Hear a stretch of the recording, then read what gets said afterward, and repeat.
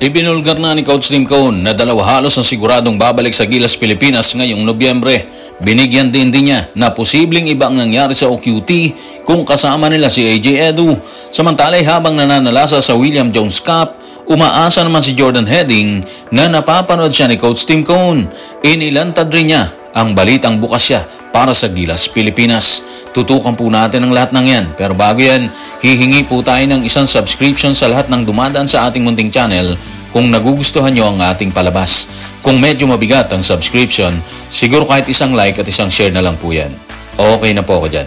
Maraming salamat. Sa patuloy na paglalahad ni Coach Tim Cone tungkol sa lagay ng ilang injured players ng Gilas Pilipinas, inamin ng premyadong coach na inaasahan niyang babalik si AJ Edu at Scotty Thompson sa susunod na schedule ng koponan. Sa lagay naman ni Jamie Malonzo, narito ang kanyang pasabog. Tutukan natin si Coach Tim sa report ni Bea Micalier ng GMA News. Sana makabalik si Scotty. Hindi namin alam pero sa tingin ko babalik siya sa November. Si AJ naman, sinabi niya gusto niya maglaro sa November.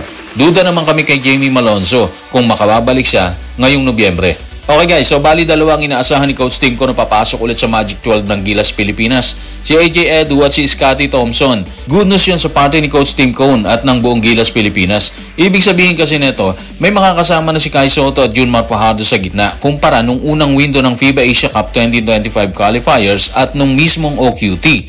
Sila kasi talagang dapat na naandun. Pero dahil sa injury, napuwersa si Japit Aguilar na pumasok ulit.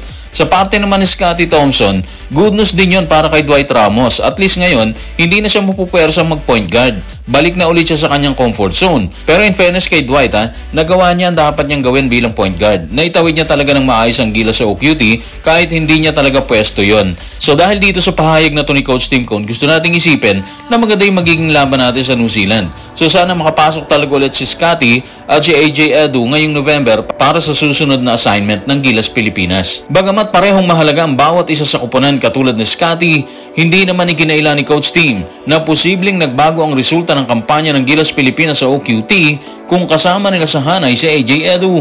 Narito ang kanyang pahayag. Tutukan natin si Coach Tim sa report ni Romel Fertas Jr. na Inquirer. Hindi ko maiwasang isipin, imagine kung ando si AJ Edu, malaking pagkakaiba magagawa niya para panatiliing press ang ating mga big men and giving them different looks kasi iba siya. Alam niyo, isa lang sinasabi ni Coach Tim Cone, sayang kasi wala si AJ Edu sa Olympic qualifying tournament. Hindi siya nakasama sa hanay. Yun lang yun. Yun ang sinasabi niya. At isa pa siguro, hindi mababa si Japit Aguilar. Ang tindi kasi ng basing nung huling laban ng Gilas dito sa OQT yung laban nila sa Brazil. Anyway, base naman sa kanya, babalik na si AJ Edu. So malaki na ulit ang tsansa na mag-deliver ang Gilas Pilipinas ng isang magandang performance sa paparating na FIBA Asia Cup 2025 qualifiers. At sigurado tayo na masusubukan talaga dito si AJ Edu. Malalaki din kasi yung New Zealand Sabi nga ni Coach Tim, hindi naman sila mga 7-footer. Pero iba yung laki nila. Tapos mga physical din silang lumaban. Kaya ano asahan natin? Matinding bakbakan syempre pagdating ng Nobyembre.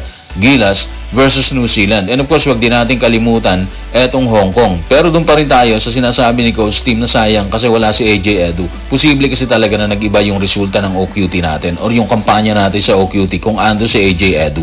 Yun lang siguro yun no? Base sa pahayag ni Coach Tim Cone, excited na siya makitang buong grupo ng Gilas Pilipinas sa pagbalik ni Scotty Thompson at AJ Edu. Habang sa isang side ng story, umaasa naman si Jordan Heading na napapanood siya ni Coach Tim Cone sa William Jones Cup kasama ang SGA team ng matanong ni Snow Badwa tungkol sa Gilas Pilipinas. Narito ang kanyang pahayag. Tutukan natin si Jordan Heading sa report ni Snow Badwa sa Spain. I suppose pinapanood din niya kasi si RJ Abarientos kaya may dahilan siya para panoorin din to. Gusto ko bang ma-impress siya sa laro ko dito sa Jones Cup? Hindi ko alam pero sa tingin ko alam niya kung anong kaya kong gawin sa court. Kung hindi, sa palagay ko, hindi niya ako isasaalang-alang para sa Gilas Pilipinas. Okay, so doon tayo sa kung hindi na siya isasaalang-alang ni Coach Tim Cone para sa Gilas Pilipinas. Kung maalala rin natin guys bago sila tumulak sa Olympic qualifying tournament, lumabas yung balita na tinawagan ni Coach Tim si Jordan Heading para sa Gilas Pilipinas. Pero hindi nakasama si Jordan kasi nung time na yon may kailangan pa siyang dapat gawin para sa YP niya, di ba? So ang resulta, hindi sila natuloy. Pero ngayon, na natapos na yung OQT, parang hindi pa rin sila nag-uusap tungkol sa issue ng Gilas. Actually, malaki magagawa talaga ni Jordan Heading sa Gilas Sa ngayon, dito sa William Jones Cup, kasama ang SGA, may average si Jordan Heading na 15.3 points, 4.5 rebounds at 3 assists. Sa laban nila versus Ukraine, nagtala siya ng 24 puntos. Ibig sabihin, pulido ang performance niya dito sa SGA at posibleng matranslate niya ang lahat ng yan dito sa Gilas, Pilipinas sakaling ituloy ni Coach Tim ang naunsyamin nilang usapan. Sa ginagawang pananalasa ni Jordan Heading sa William Jones Cup ay umaasa siyang makikita ito ni Coach Tim. Kasabay niya ng pag-aamin na bukas din siya para sa Gilas, Pilipinas. Narito ang kanyang paglalahad. Tutukan natin si Jordan Heading sa report ni Snowbado sa Spain. Kaya sana na ipapaalala nito sa kanya kung ano ang kaya kong gawin sa court at maitutulong at kung gaano ako kasaya na gawin ang anumang papel na kailangan kong gawin sa kupunan. Oo naman, open ako dyan. Pero sa tingin ko, sa Nobyembre na ang susunod na window ng Gilas. Kaya mas maraming oras at pagkakataon para pag-usapan namin ng mga bagay-bagay.